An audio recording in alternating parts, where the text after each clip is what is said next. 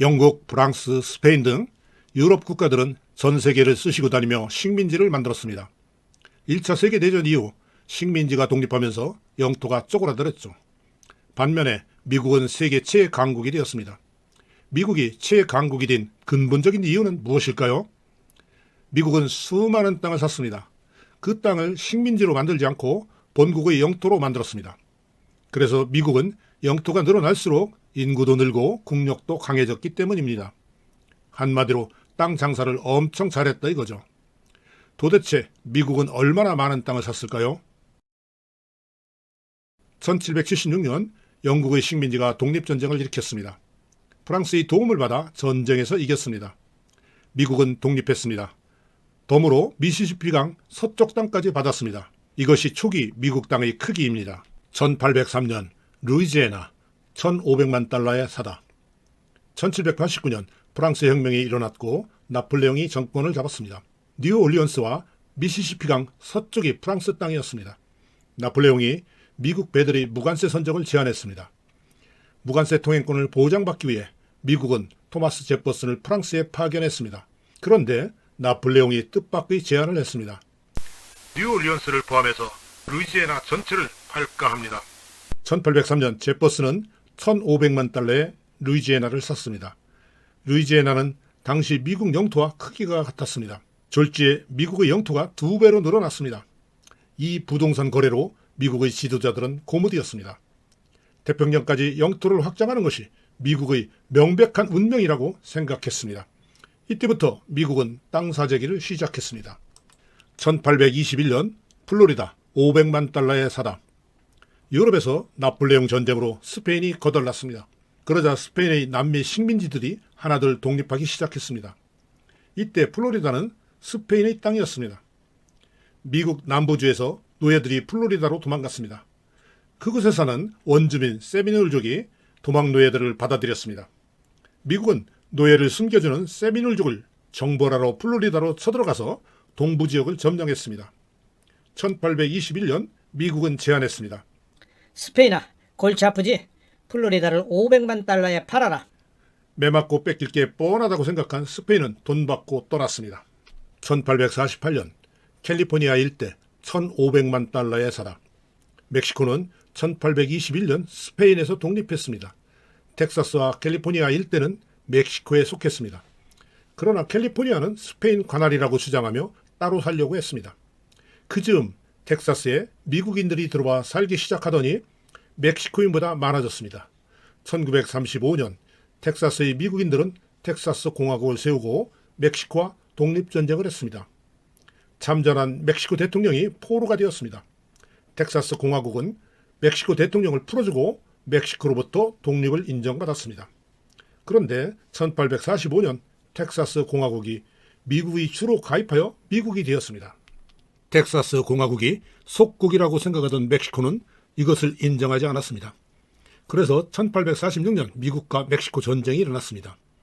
미국은 캘리포니아로 쳐들어갔습니다. 그러자 캘리포니아에 살던 미국인들은 캘리포니아 공화국을 세웠습니다. 미군이 들어오자 캘리포니아 공화국은 미국과 합병을 한다고 선언했습니다. 이어서 미군은 멕시코로 쳐들어갔습니다. 멕시코의 수도를 점령했습니다. 전쟁이 끝났습니다. 1848년 미국은 제안했습니다. 멕시코야, 1,500만 달러에 땅을 사겠다.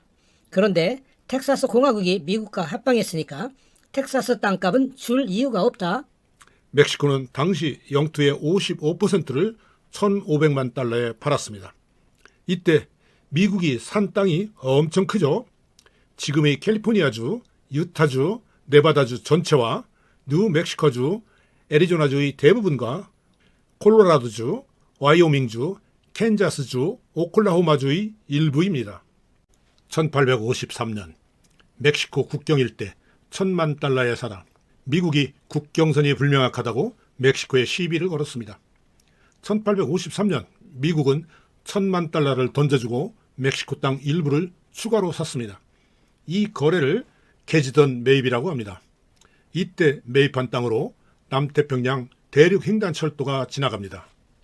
1867년 알래스카 720만 달러에 사다. 지중해로 나가는 출구를 찾던 러시아가 오스만 제국에 쳐들어갔습니다. 크림 전쟁이 일어났습니다. 그런데 갑자기 영국과 프랑스가 오스만에부터 러시아를 공격했습니다. 러시아는 이 전쟁에서 패했습니다. 새로 즉위한 러시아 황제 알렉산드르 2세는 국력 강화를 위해 농로 해방 등 근대화를 추진했습니다. 많은 돈이 필요했습니다. 그때 알래스카는 돈 먹는 하마였습니다. 너무 멀어 관리도 어려웠습니다. 캐나다를 갖고 있는 영국에게 언제 뺏길지 몰라 불안했습니다. 그래서 1867년 영국과 사이가 안 좋은 미국에게 알래스카를 720만 달러에 팔았습니다. 당시 거래를 주관한 미 국무장관 C. 워드는 쓸데없는 얼음덩어리를 샀다고 국민들에게 엄청 욕을 먹었습니다. 1898년 필리핀, 괌, 푸에르토리코 2천만 달러에 사다. 1853년 미국은 스페인에게 쿠바를 1억 5천만 달러에 팔라고 제안했습니다. 그러나 거절당했습니다. 1898년 미국의 선전포고로 미국과 스페인 전쟁이 일어났습니다. 스페인의 식민지 카리브해의 쿠바와 푸에르토리코 그리고 필리핀에서 전투가 벌어졌습니다. 삽시간에 미국이 승리했습니다. 미국은 쿠바를 독립시키기로 했습니다.